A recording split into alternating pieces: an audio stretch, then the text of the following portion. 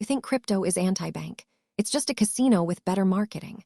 Welcome to the playground where grown adults treat liquidity pools like constitutional loopholes. Spoiler, the house always wins, and you're just the chip stack. Let's talk about this decentralized fairy tale. You're told it's peer-to-peer magic. Reality, it's a bunch of server racks in Iceland running on the same grid as your toaster. 5% of wallets control 95% of the supply. That's not freedom. That's a cartel with a better logo. Smart contracts. Sounds like legal armor. It's just code written by sleep-deprived devs who think if it compiles, it's law. You call it financial sovereignty. I call it a skill issue wrapped in a white paper. One bug, one exploit, and your life savings becomes a digital participation trophy. And the volatility. Oh, the beautiful, terrifying roller coaster. You think it's market discovery. It's pure narrative warfare.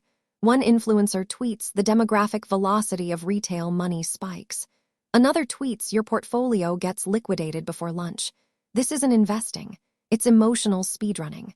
But wait, the anti-establishment hope kicks in. You're told the banks are the real villains, and sure, they print money like it's confetti, but you're swapping one monopoly for a decentralized algorithm that charges you 40% transaction fees to move a single dollar. That's not liberation. That's paying rent to a math problem.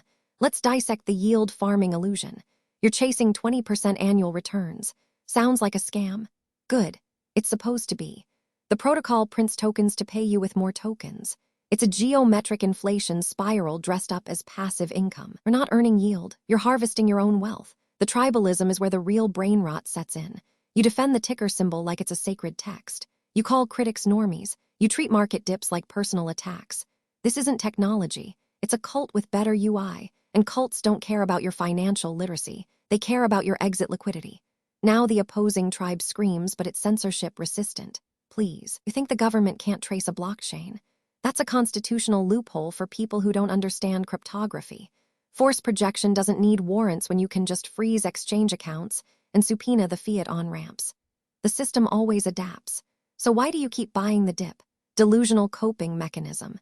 You're chasing the narrative that you'll be the one who gets out rich while everyone else holds the bag. It's the lottery ticket of the digital age. Except the lottery is rigged, the tickets are non-transferable, and the prize is a lesson in humility. Let's be brutally clear. Crypto isn't freedom. It's just volatility with a logo. It's financial speculation wearing a rebel jacket. You want real sovereignty. Learn about interest rates, study regulatory frameworks, and stop treating a trading app like a revolution.